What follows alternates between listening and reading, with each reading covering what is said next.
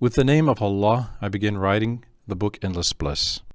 Pitying all the people in this world, He creates and sends useful things to them.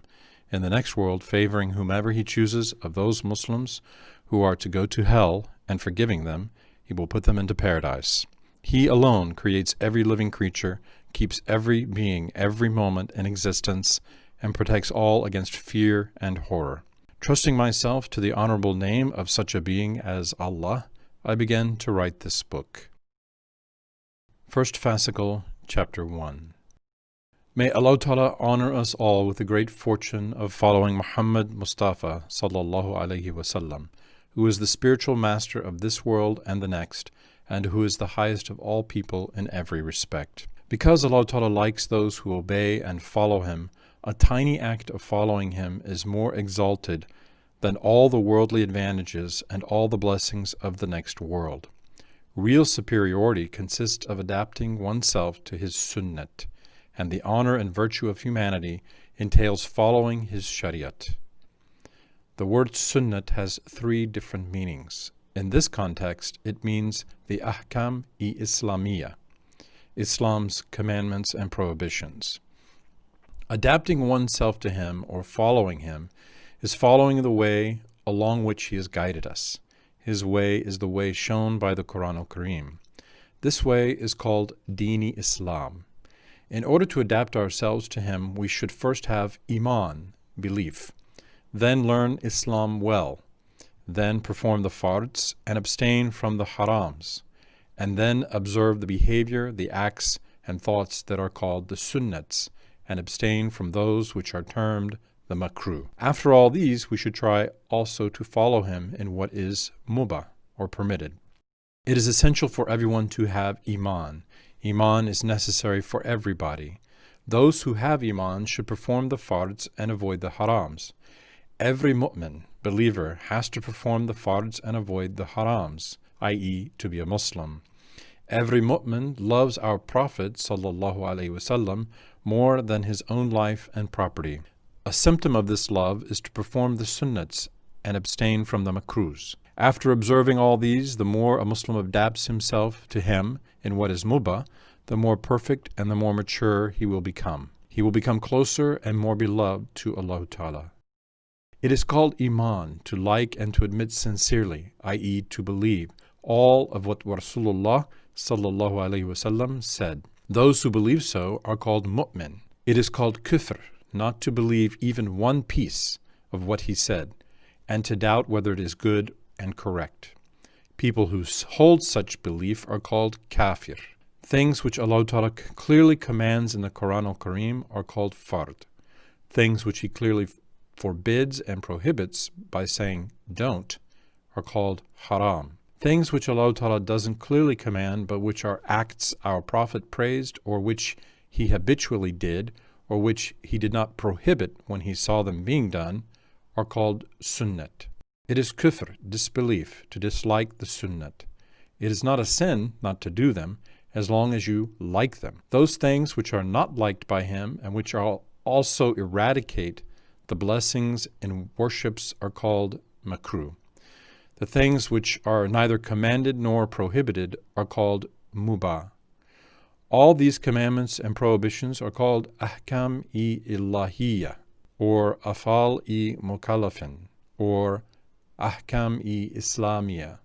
Afal-i mukallafin consists of 8 components: fard, wajib, sunnat, mustahab, mubah, haram, makruh, mufsid. Things that are not prohibited, or though prohibited, their prohibition has been abolished through one of the reasons which Islam accepts as an excuse, a hindrance, or a necessity, are called halal. All mubahs are halal. For example, it is halal to lie in order to reconcile two Muslims. Everything that is halal may not be mubah. For example, it is not mubah, but it is makruh to go shopping while the azan is being called. Nevertheless, it is halal. It is fard to learn and know the tenets of Iman and the various fards and harams. 33 fards are well known.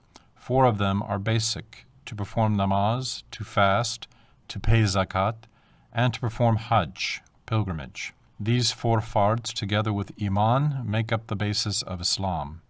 He who has Iman and who performs the acts of worship, that is, he who performs these 4 fards, is called a Muslim or Musliman.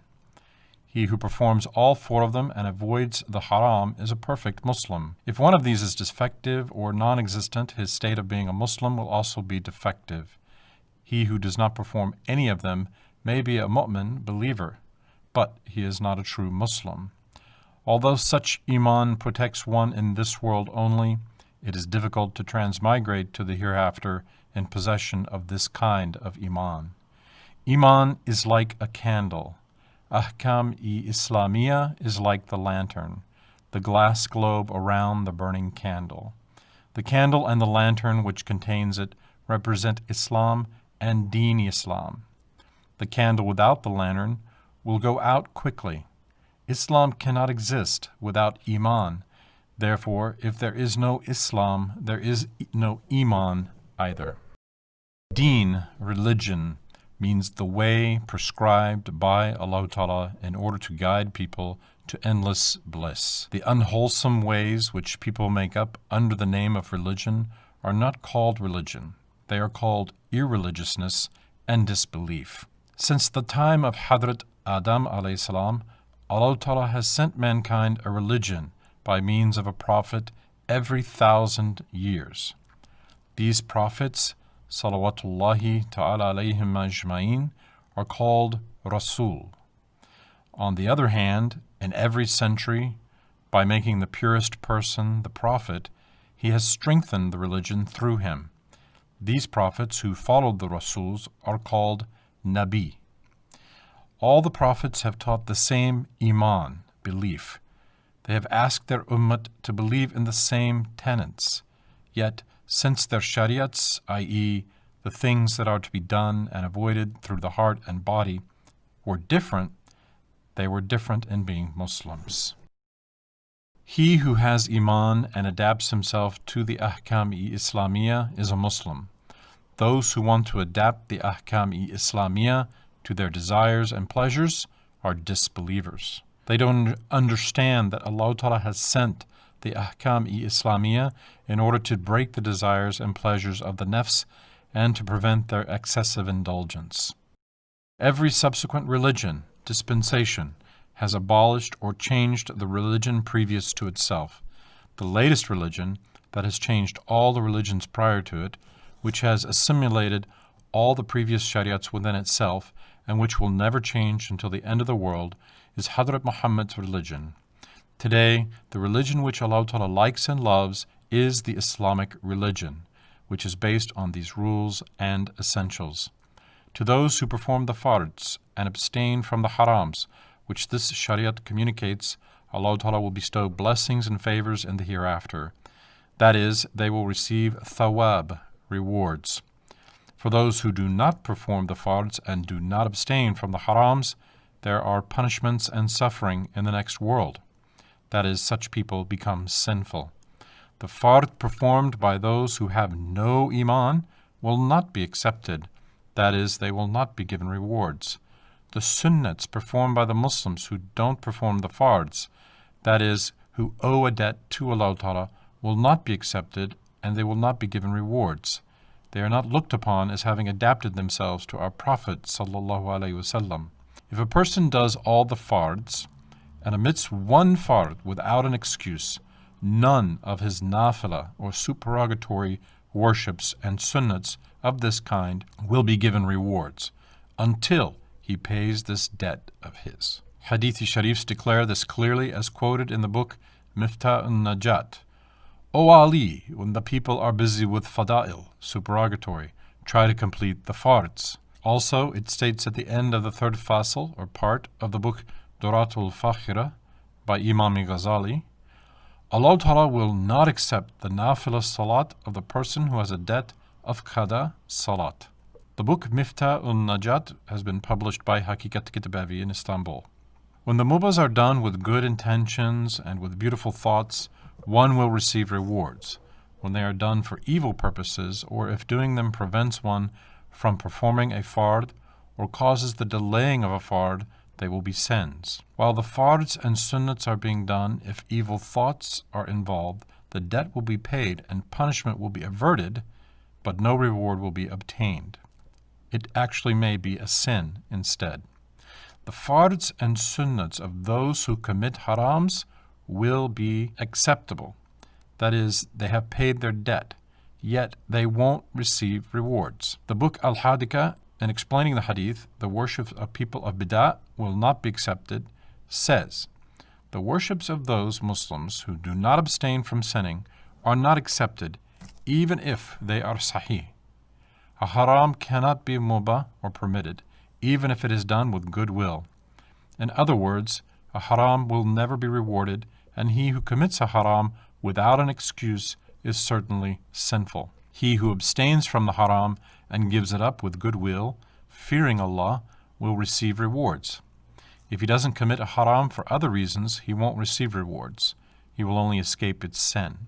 It is out of place for those who commit harams to say, "You should look at my heart, it is pure. Allah Ta'ala looks at the heart only."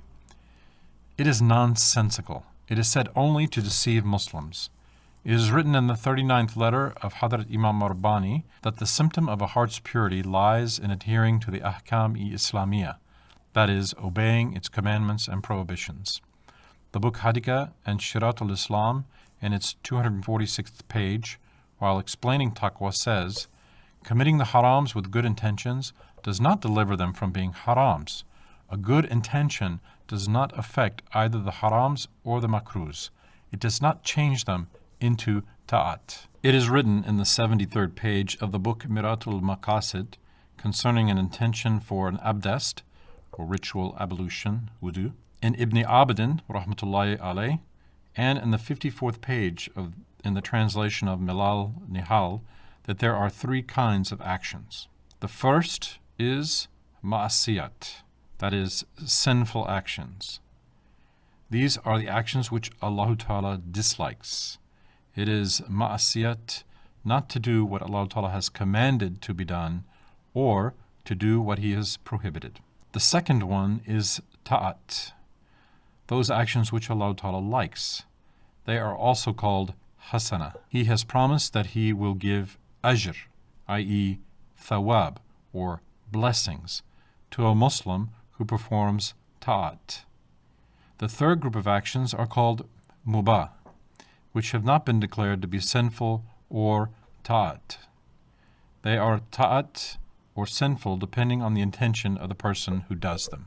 Sins are not exempted from being sins if they are committed with or without a good intention.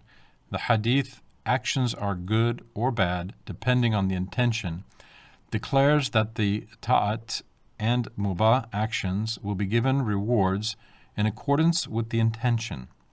If a person, in order to please someone, offends another person, or if he gives alms from someone else's property, or if he builds mosques or schools with haram money, he will not be given rewards. It will be ignorance to expect rewards for these efforts. Cruelty and sins are still sins, even if they are committed with goodwill. What is blessed about such actions lies in not doing them. If one does them knowing that they are sins, it will become a grave sin. If one does them without knowing, it will be a sin also not to know, or not to learn the things that are known by most Muslims. Even in Dar ul-Harb, it is not an excuse, but a sin not to know the Islamic rules which are widely known.